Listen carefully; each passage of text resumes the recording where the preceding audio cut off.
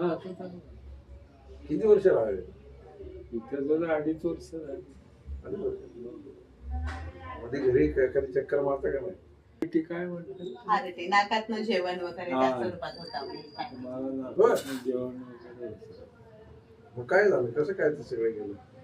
आता ते डॉक्टरने डिस्चार्ज दिला ना हॉस्पिटलमधून. का मग इथं असं काय मिळालं तुम्हाला की ते सगळं गेलं आणि तुम्ही तंदुरुस्त झालं? मला ते तर यांनी मला ते तर एखादं सोडवलं. खोटं सांगतात असं वाटतंय. ताईंनी सोडवलं ना ते नाकातलं खाणं वगैरे बंद केलं आणि मिक्सर मध्ये पोळी वगैरे कुस्करून ते जेवण तोंडाने दिलं. मग हळूहळू ते व्यवस्थित झालं.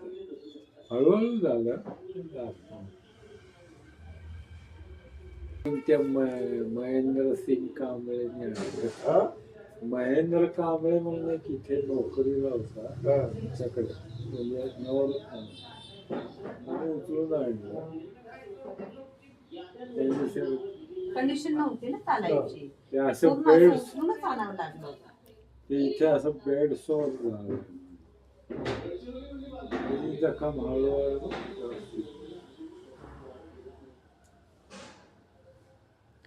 किती लोक आहेत इथं आता? ते 22-23 आधी जास्ती होती, आता कमी झाली.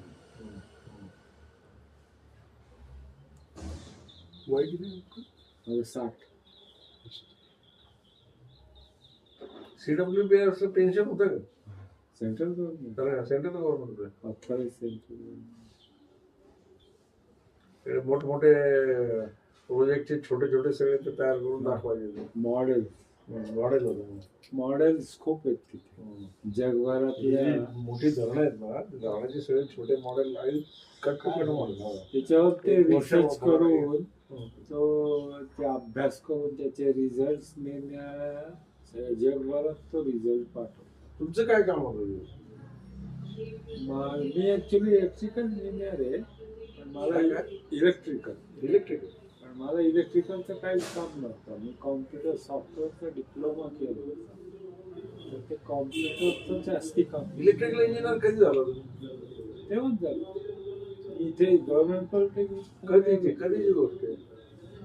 1981 साली मी आमचे कोलते साहेब आणि मी दोघं जण तिथलेच आहे. आम्ही जीपीपी का हा जीपीपीचे. मी 81 ला पासआउट झालो. हो. तुम्ही इलेक्ट्रिकल म्हटलं म्हणून तुम्हाला विचारलं मी. नाही, मी इलेक्ट्रिकल कधीच्या मार्गावर? 1981. हा? त्या कॉलेजमध्ये फर्स्ट आलेला विद्यार्थी आहे. हो. हा. उद्या परवा कधी आले की विचारा त्यांना. हा, बहुतेक तुम्ही मागे एखादं वर्ष मागे असेल तर मला बोलते, मला सिनियर आहे. 2-3 वर्ष सिनियर. 77-78. मी 81 आहे. तुमचं आडनाव काय म्हटलं? साठे. साठेच का? तुमच्याकडे साठेच. हो का? काय नाव? उदय साठे. कुठे आहे?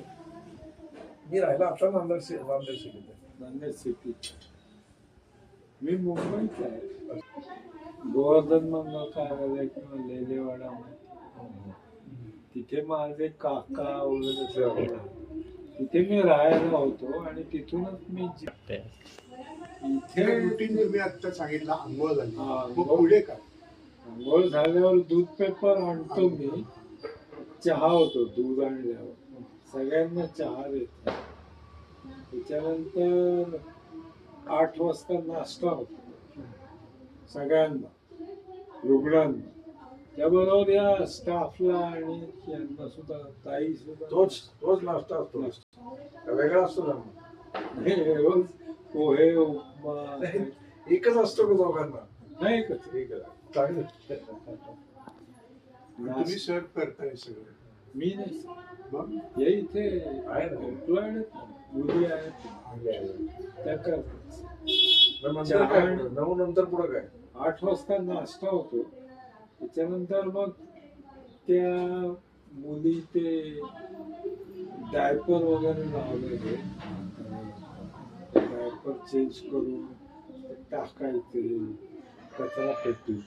मग कचऱ्याची गाडी येते, ती आवाज देते की तो कचरा सगळा उचलायचा काय करायचं ते कामही त्या मुलीच करतात. ते काम त्यांचं चालू असतं.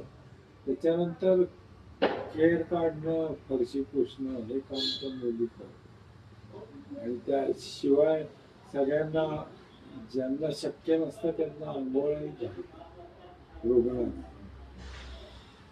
ते झाल्यानंतर त्या मुली तोपर्यंत मग 11 वगैरे वाजतात त्या मुलींचे सगळं हे काम आहे. त्याच्यानंतर 12:30 वाजता जेवण असतं. तुमचे गप्पा होतात का नाही बाकीच्या काय तुम्हाला हे बाकीचे लोक माहित नाही का? नाही ते मी ज्या रूम मध्ये आहे तिथल्या लोकांशी माझ्या गप्पा चालू आहेत. बाकीच्या लोकांची नाही ते पाहुणे येतात ना बांधवांना, आई सांगत असतात पाहुणे. तर त्यांची डायलॉग होतात ते. हा आणि मग आता तुमची फॅमिली झाली ना ही. हा, family. हा, म्हणून विचारलं मी. नाही ते येतच नाही. हम्म. मग ते आता कालच आले होते तर ते पाटील आले होते, पाटील. हा पाटील नांदेड सिटी. तेव्हा थोडं मला हेही झालं, चिवडा बिस्किट काय ते हे असतं. आमचे पोदर सर आले ना त्याच्या मेसेजचा वाढदिवस हो. होता. त्यांचंच वाटते 11:30 वाजता जेवण झालं की ताट इथं आणून ठेवावी सगळ्यांची ताट, कि मग त्या मुली परत आराम करतात. त्या